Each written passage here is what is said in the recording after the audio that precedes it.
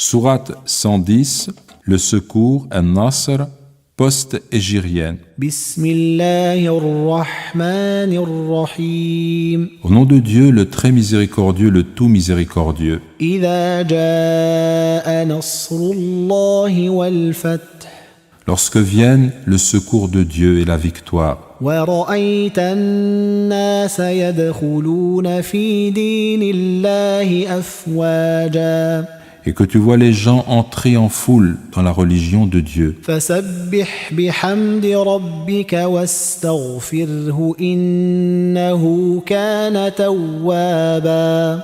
alors glorifie ton Seigneur en célébrant sa louange et demande-lui pardon, il est en vérité celui qui ne cesse d'accueillir le repentir. Commentaire, sens des expressions et explications.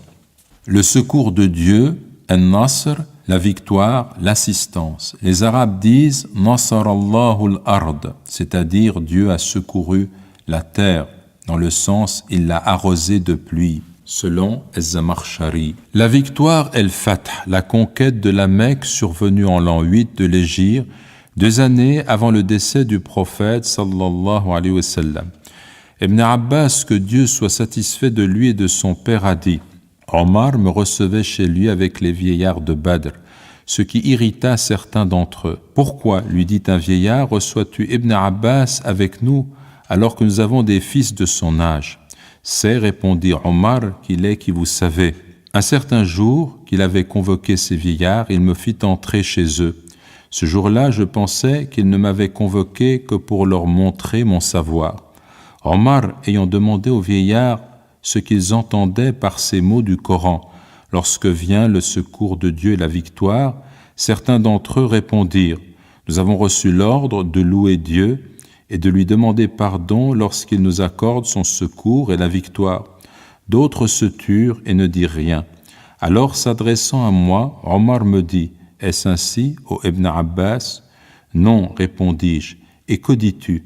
Je dis que c'est le terme de la vie du messager de Dieu sallallahu alayhi wa sallam que Dieu lui a fait connaître. Dieu a dit: lorsque viennent le secours de Dieu et la victoire, cela est le signe de ta fin, de ta mort prochaine. Alors glorifie ton Seigneur en célébrant sa louange et demande-lui pardon. Il est en vérité celui qui ne cesse d'accueillir le repentir. Omar déclara alors: je ne connais de ce passage que ce que tu en as dit. Hadith rapporté par Al-Bukhari et Muslim. Aïcha, que Dieu soit satisfait d'elle, a dit: après la révélation de la sourate qui commence par lorsque vient le secours de Dieu et la victoire, le prophète sallallahu alayhi wa sallam ne fit aucune prière sans dire durant son accomplissement: gloire à toi, ô notre Seigneur, et par ta louange, ô grand Dieu, pardonne-moi. Hadith rapporté par Al-Bukhari et Muslim.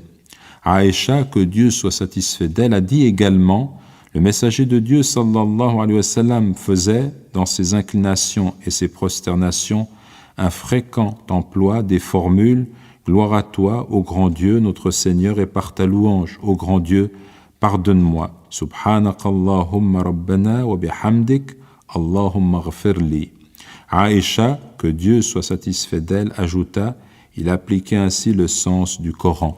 Hadith rapporté par Al-Bukhari et Muslim.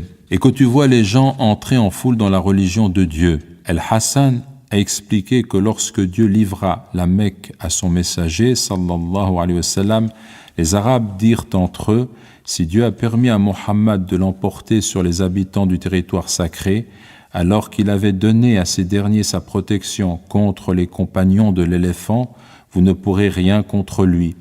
Selon El-Khazin, ils entrèrent dans l'islam, les groupes se succédant en masse, sens du mot afouaj, pluriel de fauj, que nous avons traduit par foule.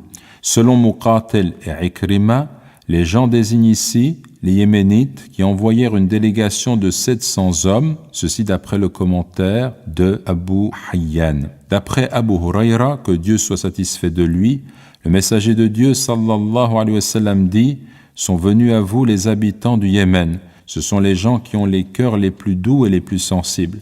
La foi est yéménite et la sagesse est yéménite. Hadith rapporté par Al-Bukhari et Muslim. Alors glorifie ton Seigneur en célébrant sa louange. Sabbih, glorifie.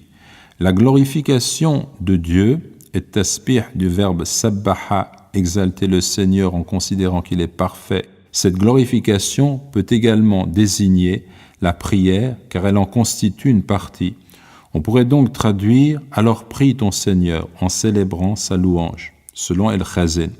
Ibn Kathir remarque que le prophète sallallahu alayhi wa sallam avait accompli le jour de la conquête de la Mecque 8 cycles de prière dans le courant de la matinée. Certains savants ont considéré qu'il ne s'agissait pas de la prière surérogatoire appelée al-Duha.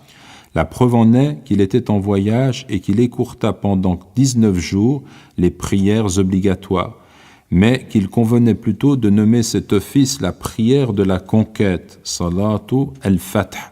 Il est donc recommandé au chef d'une quelconque armée musulmane, s'il vient à bout de son ennemi, d'accomplir cette prière. C'est ce que fit le célèbre compagnon Sa'd ibn Abi Waqqas, que Dieu soit satisfait de lui, quand il vainquit les Perses en 16 ou 637, selon le commentaire de Ibn Kathir. Et demande-lui pardon. Istaghfirhu de istaghfara, demander à être pardonné, ou à être épargné du châtiment correspondant à la faute commise, selon Ar-Raghib. On pourrait poser la question, que signifie cet ordre intimé au prophète, sallallahu alayhi wa sallam, alors que Dieu lui a pardonné ses péchés passés et futurs?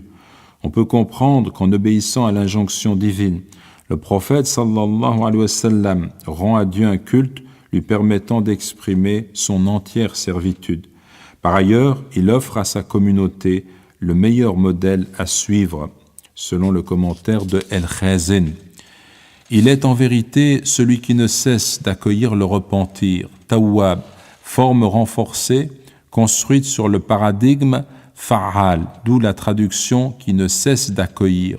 On pourrait rendre également le sens par « il est en vérité celui qui est le grand accueillant, celui qui revient toujours ». Le verbe « ta'aba » signifie revenir à Dieu par la pénitence, se repentir.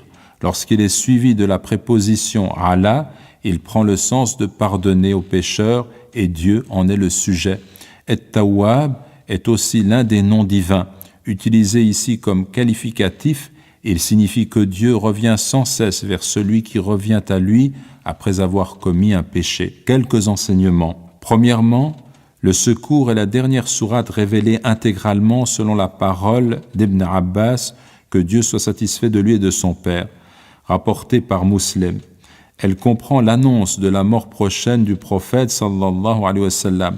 Sa mission avait été accomplie et de façon fréquente il répétait « Gloire à Dieu, ô grand Dieu, notre Seigneur, et par ta louange, ô grand Dieu, pardonne-moi ». Deuxièmement, il est possible de glorifier Dieu et de lui demander pardon en utilisant cette formule pendant la prière en étant incliné ou prosterné. Gloire à toi, ô grand Dieu, notre Seigneur, et par ta louange, ô grand Dieu, pardonne-moi. Subhanakallahumma rabbana wa bihamdik Allahumma ghfirli. Troisièmement, le secours de Dieu, cette expression indique que le secours et la victoire ne viennent que de Dieu seul. Certes, nous devons tout entreprendre pour obtenir les meilleurs résultats, mais nous ne devons jamais nous en remettre à nos propres forces comme si elles étaient la cause réelle du succès. Le Coran dit ailleurs, et le secours ne peut venir que de Dieu, le Tout-Puissant, l'infiniment sage. Coran, sourate 3, verset 126, voire aussi sourate 8, verset 10. Quatrièmement, l'itinéraire de tout croyant est tracé par cette sourate. L'adoration et la glorification du Créateur, la reconnaissance et le sens du pardon, avec la conscience du retour inéluctable à Dieu. Cinquièmement, cette sourate comprend une valeur particulière mentionnée par la tradition. Dans le hadith rapporté par Anas, que Dieu soit satisfait de lui, le messager de Dieu, sallallahu alayhi wa sallam, dit à un homme d'entre ses compagnons, « N'as-tu pas appris la sourate commençant par « Lorsque viennent le secours de Dieu et la victoire » ?»« Si, répondit l'homme, c'est l'équivalent du quart du Coran, dit le prophète, sallallahu alayhi wa sallam. Rapporté par At-Tirmidhi, qui a affirmé, c'est un hadith de bonne authenticité, un hadith Hassan.